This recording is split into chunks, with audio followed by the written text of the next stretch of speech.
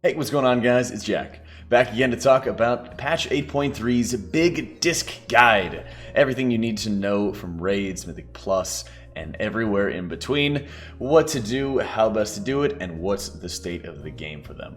Alright, starting it off, Discipline Priest, of course, if anybody is new to the table. We are that quintessential damage to healer that sort of flow between, but also be able to set up very large amounts of healing for specific windows in time.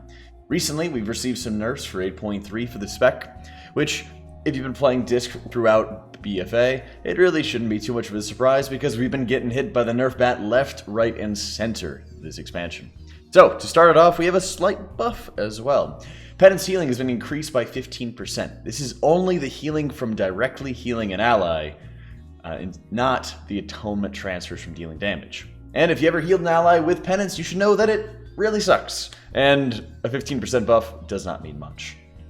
Atonement's healing is reduced to 50% rather than 55% of damage dealt.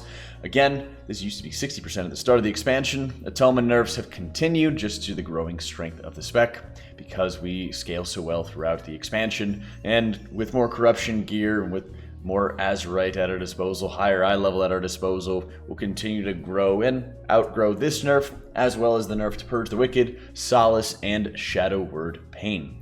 Again, these are just to try to bring down the damage, especially because more fights in Ny'alotha are pretty heavy on multi-dotting.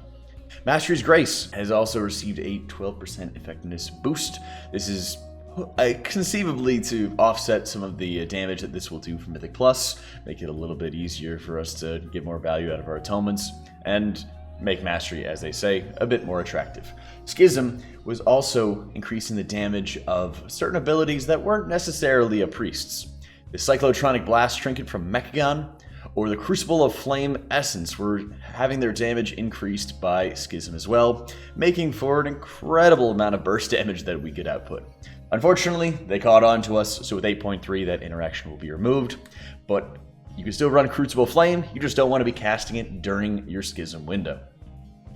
To get ourselves started with some of the talents that we're going to be looking at going into this patch. As you just saw, Solace was nerfed by 10% for its damage, and it looks like we'll be leaning a little bit more towards Mindbender instead. Now, Solace will still give very good mana return and have good synergy with Schism, but it looks like if we're able to time things right, we should be able to fit Mindbender in with most of our ramps throughout the Ny'alotha raid, making for some incredibly potent ramp-ups and potent combinations at our disposal.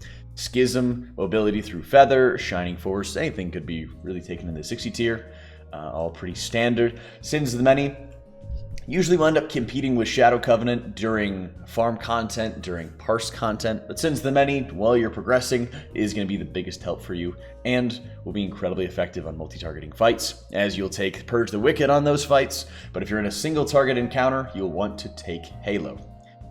Divine Star, never used.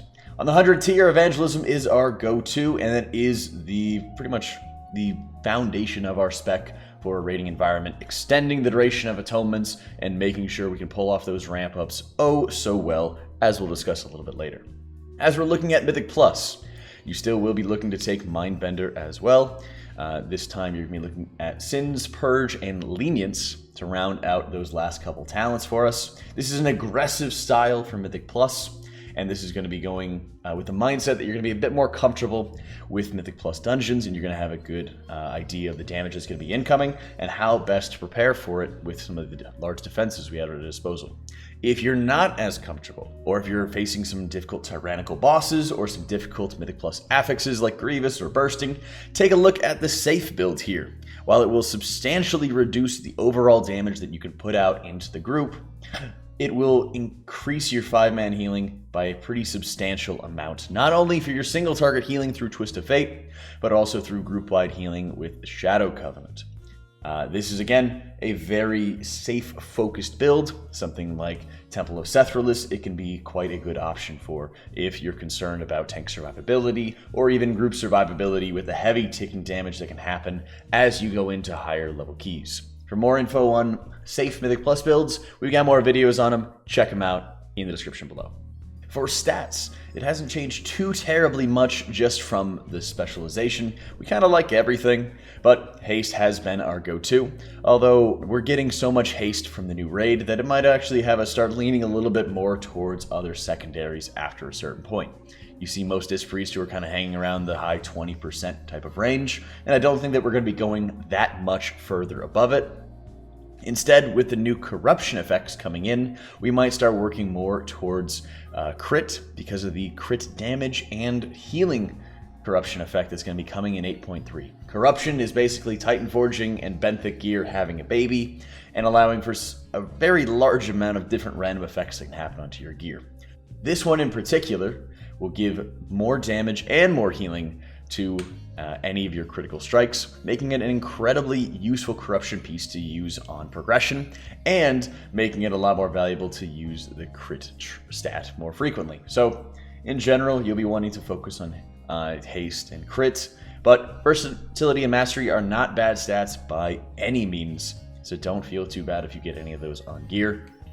Just sort of keep in mind, depending on some of the massive amount of corruption effects that are out there, some of them that'll give you more secondaries from all sources for one specific stat or another, be sure to check out the corruption guide, also linked in the description below, for a little bit more information on that as that continues to grow and develop.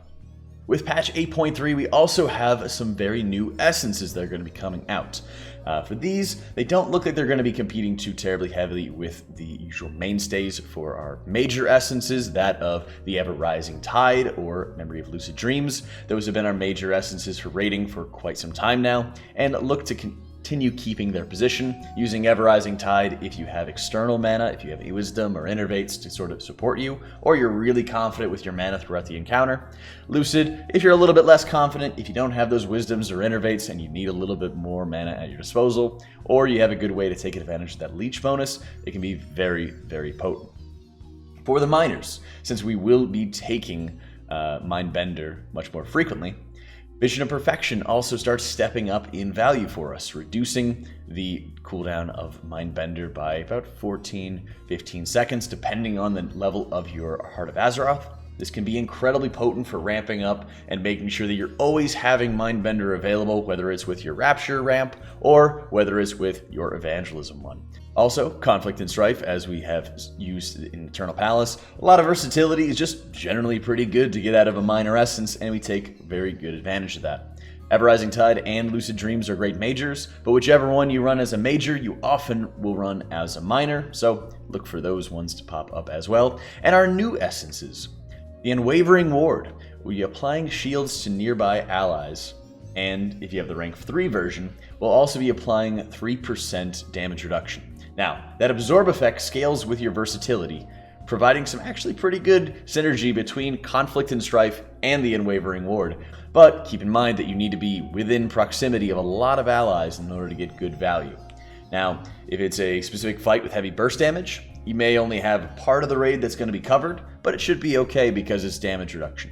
If you don't have the rank 3 version yet, then you're going to be looking to have a lot of people nearby in order for the healing component to just be worth it on its own. The Spirit of Preservation is also another new miner that we'll be able to have access to, and it steadily increases per stack the amount of healing that Shadowmend will do.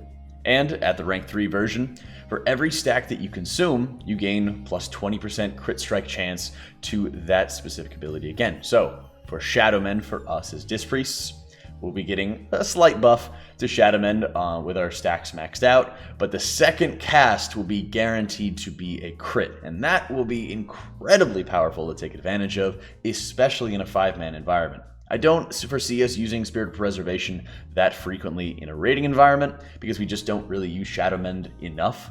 But in 5-mans, it is an absolute godsend. It is exactly what we need. So that minor essence will see a lot of play in a 5-man environment.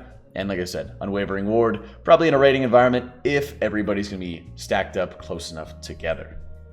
Now, while you know what talents to take, essences to target, and the state of the spec with the nerfs, let's start talking about some of the gameplay, how to maximize your potential and maximize your output throughout the raid.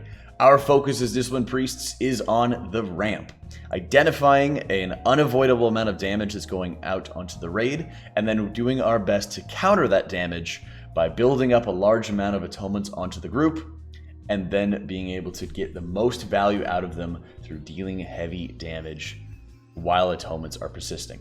If you take a look at the cost of your abilities, you'll find that Shadow Mend, Shield, Powered Radiance cost quite a bit more than Smite, Penance, Shatter Pain, or Purge the Wicked. So think about it this way: whenever you're having a ramp up, this is your investment, your mana investment. You're already putting forth a great amount of mana to apply those atonements, and once you do so, the overheal that will follow is a lot less important. It's much more important for you to get as much value as you possibly can by dealing damage. An example of a ramp up here, again, some timings can vary throughout encounters. Your spell queuing can vary a little bit here and there. Is to cast 2 or 3 Shadow Mends at the start, followed by activating Overcharge Mana, so that way you can take advantage of that additional healing buff that it provides for successive casts. Casting 3 or 4 shields if the targets are not injured, if you're expecting damage to happen soon after you finish ramping, or Shadow Mend if they already are, followed by a Powered Radiance into a refresh on Shatter Pain or Purge the Wicked if you need to, followed by your Mindbender into another Radiance cast, and then followed up by Evangelism. The whole focus onto this one is you're going to be outputting probably around 16 to 17 atonements, ideally, but around 15 is usually the count that I try to shoot for. Getting most of the raid covered in atonements, extending the duration of them with Evangelism, and then you start pumping damage as best as you possibly can.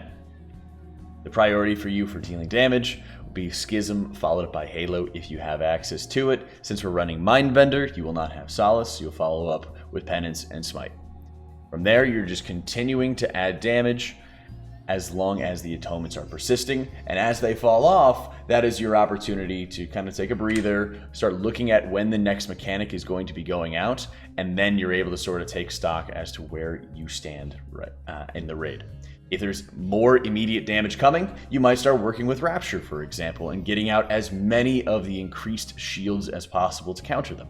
If there's not much damage for a while, you might just leave atonements onto the tanks and make sure that you're not wasting any charges of Powered Radiance. It really starts looking from fight to fight what you need to do to take advantage of the resources at your disposal and make sure you're consistently using them efficiently. For many encounters, you'll have multiple Radiances available in between Evangelism windows. So often I'll use one Radiance to follow a Rapture cast. So I'll Rapture and get out my 8, 9, 10 Powered Shields, followed by Rapture into more damage. And if you start having more Radiances at your disposal, feel free to cast them even individually, as long as you have double Radiance ready for your Evangelism and are not wasting them frivolously. You're not just using them to use them when no damage is going out. This is going to be the ideal ramp. This is the focus of our healing, and mastering this often takes time to do and takes a good understanding of the fight mechanics. Using bigwigs to be able to start looking at timers for specific windows, and then using Warcraft logs or using your own stopwatch timer to get a good idea of when these abilities start hitting and how you can set up 15-20 seconds in advance to be able to counter that incoming damage. Usually the way that it looks is 15 to 20 seconds before damage hits, you start ramping. Once the damage goes out, you immediately start dealing damage to the boss. By the time that all those atonements have fallen off, usually the pulsing damage should be over, and then you're able to stabilize, put a couple atonements onto the tanks or anybody who's still having a lingering damage effect on them, and then you'll be continuing to deal damage until the next ramp happens. We're not spot healers, we're not the ones who are instantly going to top that one person who maybe stepped in fire a little bit and then he gets immediately topped off a second later. We're applying these 15-second, even 17-second atonements for consistent damage that'll be happening to the group. That way we can have the greatest possible follow-through. Focus on some of these ramps and even start checking out some of our footage. If you'd like to check out some of the footage, check out my stream linked below, as I have a lot of VODs and a lot of time spent playing Disc, where you can start looking at my point of view and start comparing it to your own. If you have any questions, guys, if you have any comments, concerns, please let me know in the comments down below. I also have a link to my written guide, where we'll be having continued updates for the corruption effect, for essence interactions, and for more Ny'alotha raid tips as the patch continues to get closer, as the patch is upon us and Season 4 is quick to follow. Thanks so much for tuning in, guys. I hope you all found this helpful. Let me know if you did in the comments below, and I'll catch y'all next time.